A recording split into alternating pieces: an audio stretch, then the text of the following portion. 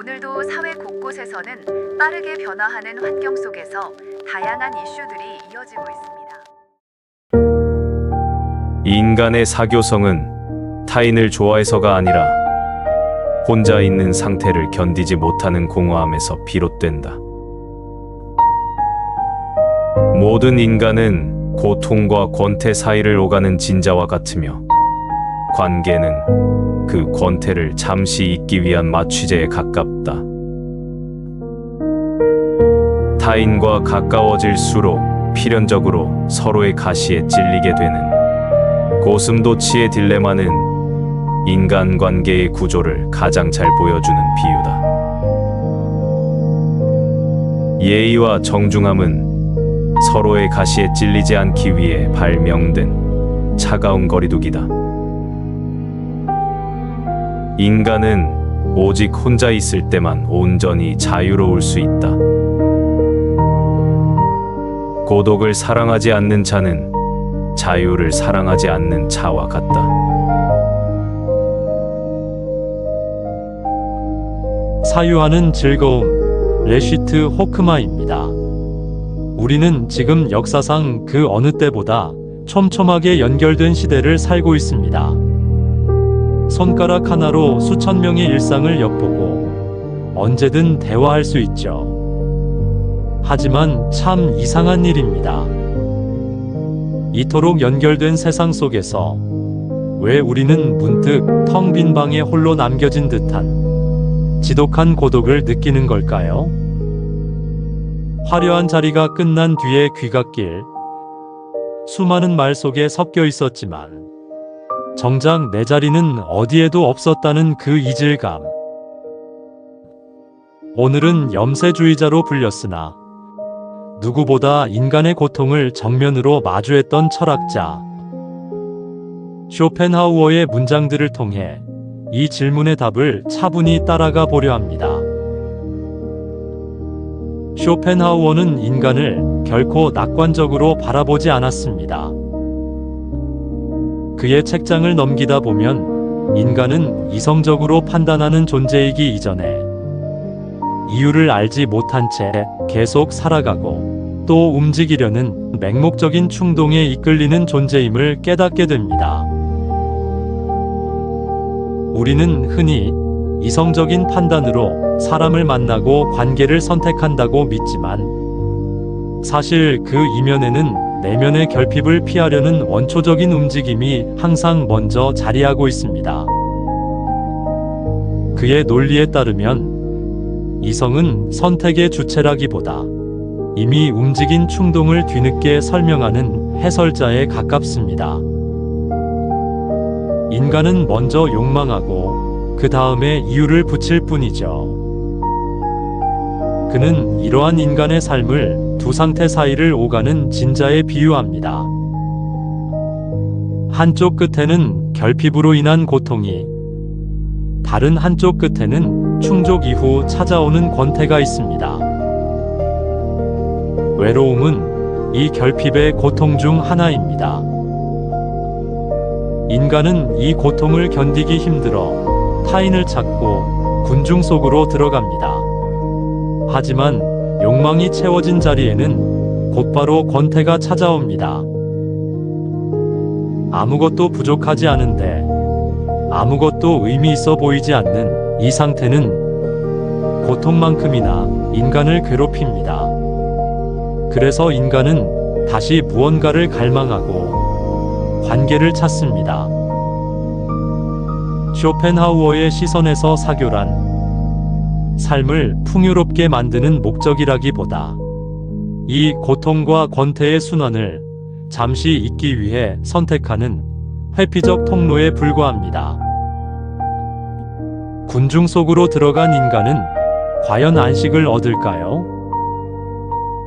쇼펜하우어는 고슴도치의 딜레마라는 유명한 비유로 인간관계의 모순을 설명합니다. 추운 겨울날 고슴도치들은 온기를 나누기 위해 서로에게 다가갑니다. 그러나 가까워질수록 서로의 날카로운 가시에 찔려 고통을 느끼게 되죠. 떨어지면 춥고 붙으면 아픈 상태. 이 딜레마는 우리의 관계에서도 그대로 반복됩니다. 타인과 가까워질수록 성격의 차이, 가치관의 충돌, 말과 태도의 상처가 필연적으로 발생합니다.